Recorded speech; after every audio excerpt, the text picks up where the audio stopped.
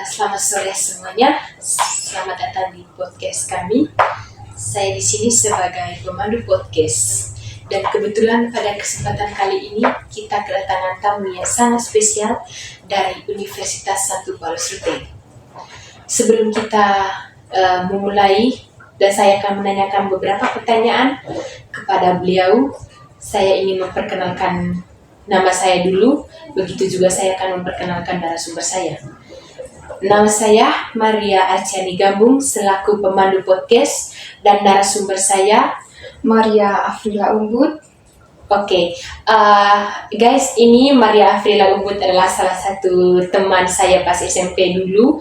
Kebetulan kami dulu itu satu SMP ya guys. Kami juga ada hubungan keluarga ya.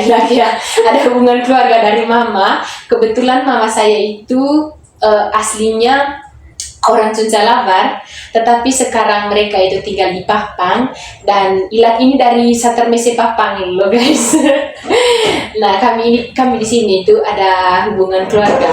Kebetulan kami dulu itu pas SMP, kami itu satu SMP, tetapi karena kami itu beda SMA, akhirnya kami tidak ketemu lagi pas SMA, ketemunya pas kuliah ini. Saya juga kaget pertamanya ketika saya melihat teman saya, oh ternyata Ilan ini saya punya teman SMP. Karena begini guys, kami dulu itu pas SMP Tidak terlalu dekat ya Ilan ya, tidak terlalu dekat. Kenal. Itu kan karena begini ya guys, saya dulu itu kan pernah ke Papang dan mama juga bilang ini kita punya keluarga. Tetapi sampai di sekolah, tahulah pas masa-masa SMP itu tidak terlalu sama dewasa, iya. Akhirnya kami tidak terlalu kenal. Tetapi setelah beberapa saat kemudian, akhirnya kami beda sekolah. Dia di SMK Setia Bakti Ruteng dan saya di Sadar Wisata. Oke guys, di sini saya akan memberikan beberapa pertanyaan kepada beliau. Tetapi sebelum saya memberikan beberapa pertanyaan ini, saya ingin memperkenalkan beberapa kronologi tentang beliau. Beliau adalah salah satu mahasiswi dari Universitas 1 Paulus Ruteng, tepatnya di program studi pendidikan bahasa dan sastra Indonesia. Sekarang dia satu kelas dengan saya, kami masih di semester 1. Oke, Ila, pada saat SMA itu apa sih pengalaman yang paling menyenangkan bagi kamu dan sampai sekarang kamu tidak akan pernah melupakan pengalaman itu? Oke, baik. Sebelum itu, pengalaman yang paling baik itu di SMA dulu.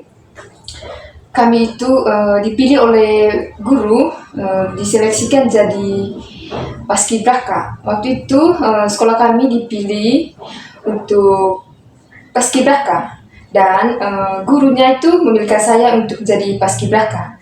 Dan pada saat yang untuk menentukan kami menjadi anggota paskibraka, waktu itu kami punya guru ada halangan, tidak tahu juga ada halangan apa, dan beliau itu tidak sempat untuk mengonfirmasikan di kepala paskibraka di Polres. Nah, habis itu kami diklarifikasikan dari Polres bahwa kami punya sekolah itu tidak jadi untuk ada anggota paskibrakanya. Diskualifikasi ya? Iya. Waktu itu kami semua itu patah semangat, dan tapi berapa bulan lagi kami dipilih lagi untuk menjadi paskibraka, tapi waktu itu bukan paskibraka nasional, tapi kami memilih paskibraka untuk kegiatan pramuka. Iya, dan itu pengalaman yang tidak akan saya lupakan. Oke, dari paskibraka. Sebenarnya saya juga pas SMA itu pernah dipilih jadi anggota paskibraka ya. Tetapi karena saya itu malas pergi latihan, akhirnya saya itu dikeluarkan oleh guru saya. Kalau tinggi sih pas ya, mungkin pas. Tapi karena saya itu malas pergi latihan, akhirnya guru saya mengeluarkan saya. Tentu itu sangat menyenangkan bagian dan tidak akan pernah dilupakan sampai sekarang. Oke, kebetulan kamu dulu itu tinggal di asrama sama teman-teman. Kamu itu kan gak masak di situ, kamu tidak masak, pasti kamu itu hanya terpaku dengan buku. Tidak hanya terpaku.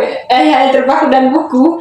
Dan apa sih kegiatan yang kamu lakukan di asrama sehari-hari?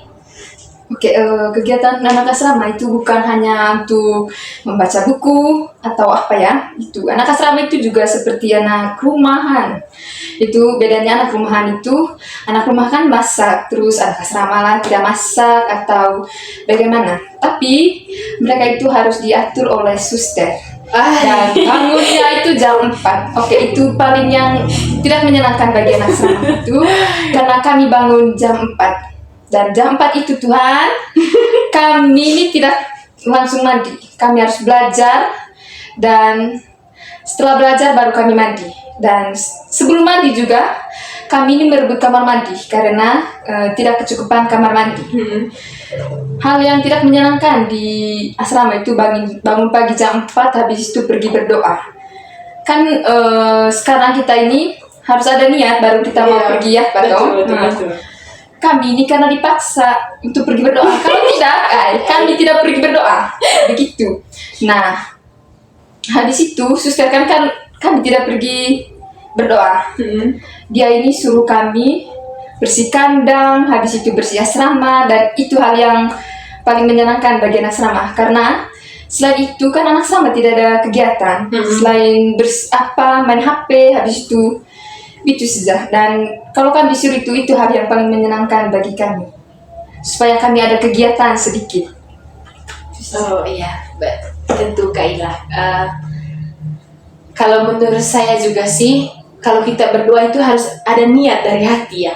Kalau kita tidak ada niat, bagaimana kita menghadap Tuhan, untuk curhat dengan Tuhan, itu sebenarnya, tapi mau bagaimana lagi ya, itu kan peraturan dari asrama, kita harus menaati peraturan.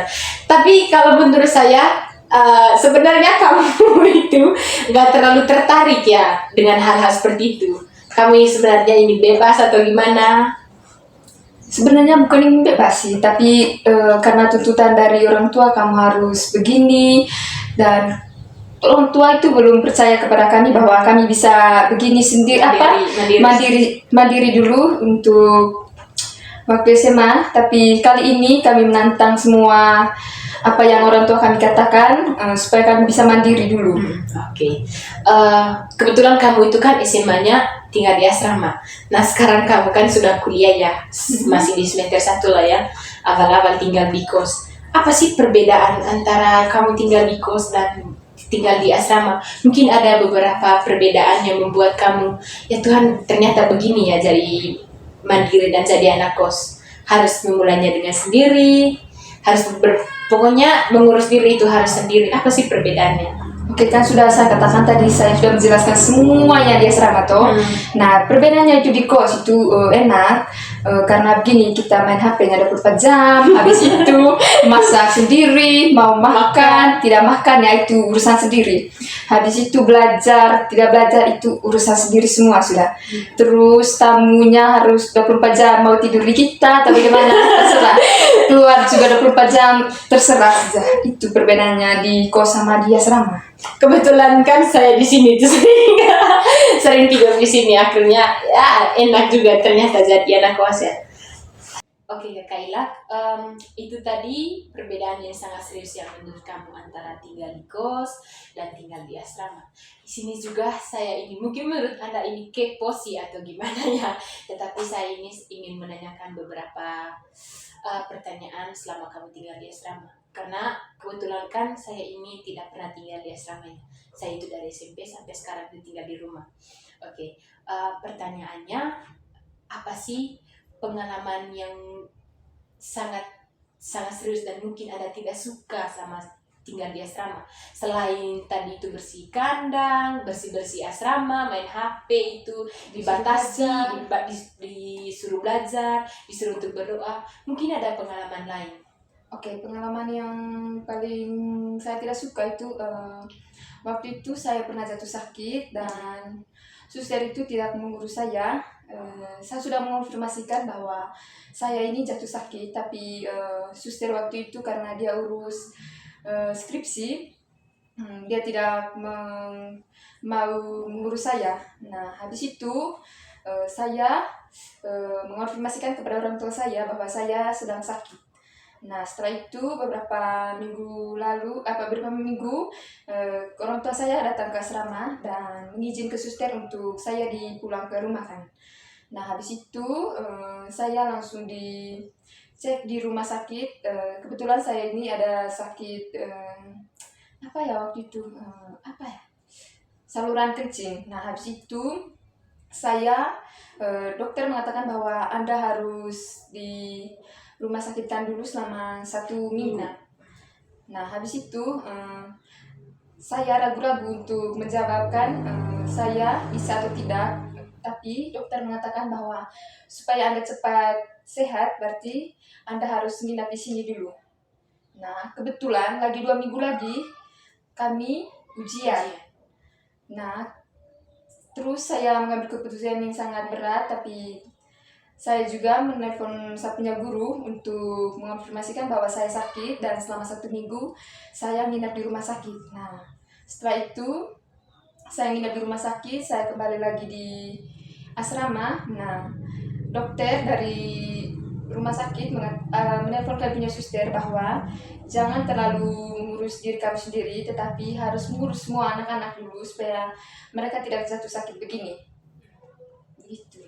Oke, itu kan mungkin menurut kamu pengalamannya sangat kamu tidak suka ya. Tapi kan sekarang kamu sudah tinggal di kos ya. Kamu harus bisa mengontrol diri kamu sendiri, dan bisa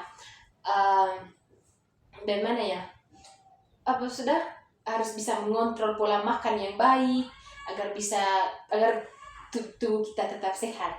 Nah, selama kamu tinggal di asrama itu, sama kamu jatuh sakit, apakah sustermu pernah jenguk kamu atau teman-teman yang lain? Mungkin itu kamu tidak pernah lupa. Suster jenguknya itu karena dia sudah tahu saya sakit waktu itu. Dia kontrol saya sama 24 jam setiap harinya. Dan untuk teman-teman, karena kan kami tinggal di asrama ini, batasnya sampai jam 5 sejam untuk jenguk saya. Gitu. Kalau untuk keluarga bisa sampai jam 5:30, tapi harus tidur di luar. Gitu. Oke, itu kan pengalaman yang sangat serius ya, yang tidak akan pernah kamu lupakan. Kebetulan kamu itu masuk rumah sakit 1 minggu dan nginap juga kan di rumah sakit. Mungkin itu sangat jenuh ya, Ilham ya, sangat jenuh. Sangat jenuh. Mungkin ada sesuatu yang menarik lagi selama kamu tinggal di asrama atau apa gitu, pergi retret bersama teman-teman asrama, atau pergi pesiar dengan teman-teman atau gimana?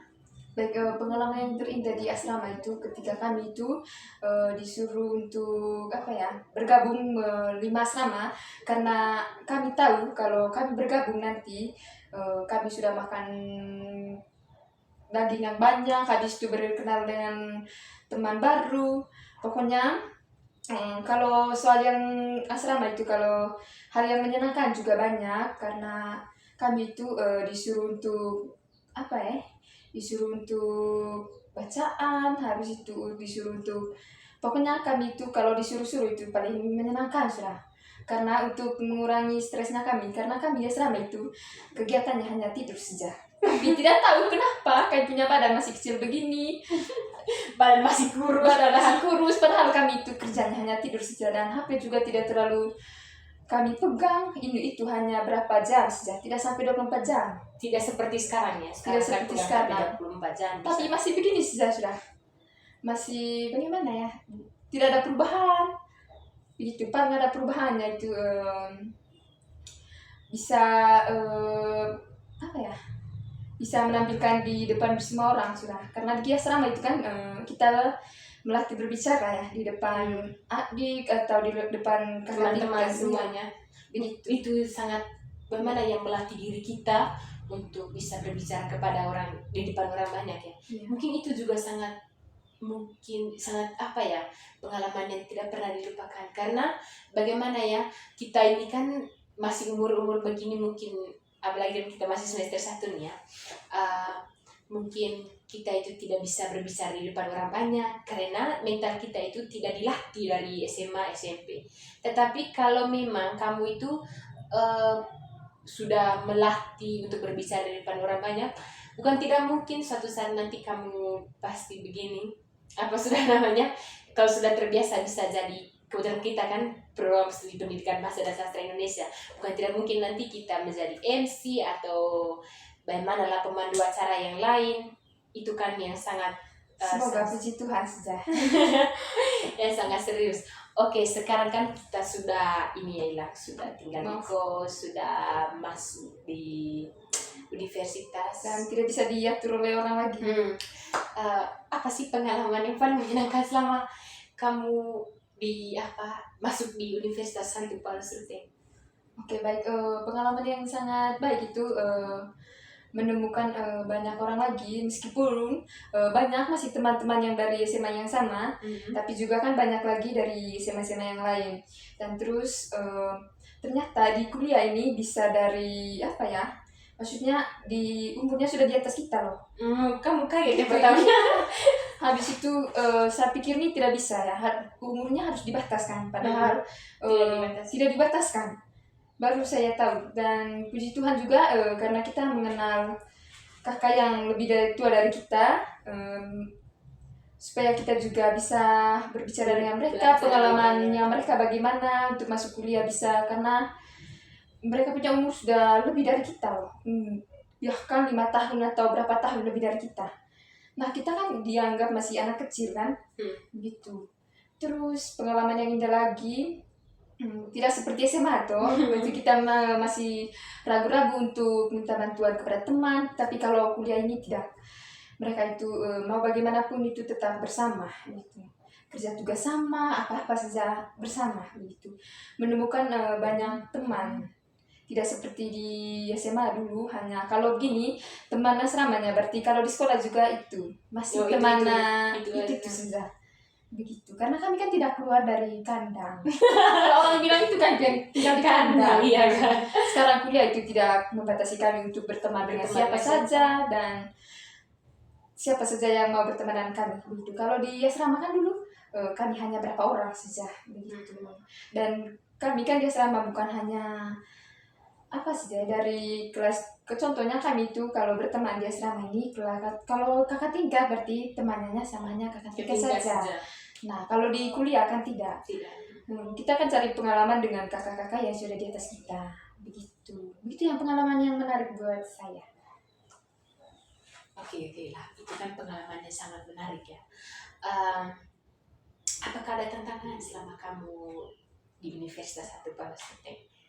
Tantangannya banyak. Sudah berlalu, yang mungkin Anda itu merasa, aduh Tuhan ternyata begini sudah kuliah itu. Apa sih tantangan yang berat menurut kamu? Oke, baik. Kalau tantangan berat itu wajar ya, semua anak kuliah itu mengeluhnya di tugas, ya kan? Tugas itu sangat banyak, apalagi kalau kita ini dulunya tidak terlalu banyak, sekarang itu banyak sekali. Tantangan yang sangat serius dalam ini ya itu, salah satunya itu adalah tugas. Dan sebenarnya itu tidak terlalu apa-apa, tapi karena kita menunda pekerjaan jadi selalu numpuk. Iya, jadi itu terlalu sangat sulit buat kita diapakan lagi.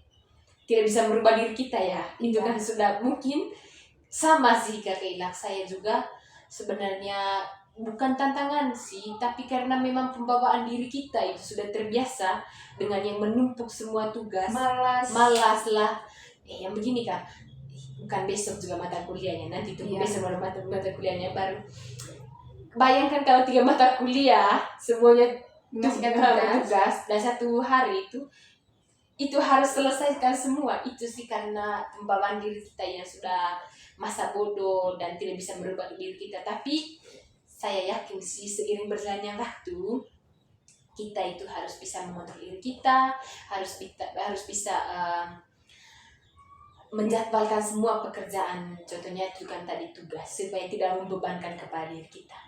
Oke, teman-teman semuanya, itu adalah salah satu pengalaman yang sangat serius, yang sangat menyenangkan dari Kakak Ila. Mungkin juga teman-teman bisa sharing semua pengalaman yang telah berlalu dan agar kenangan itu tidak pernah dilupakan.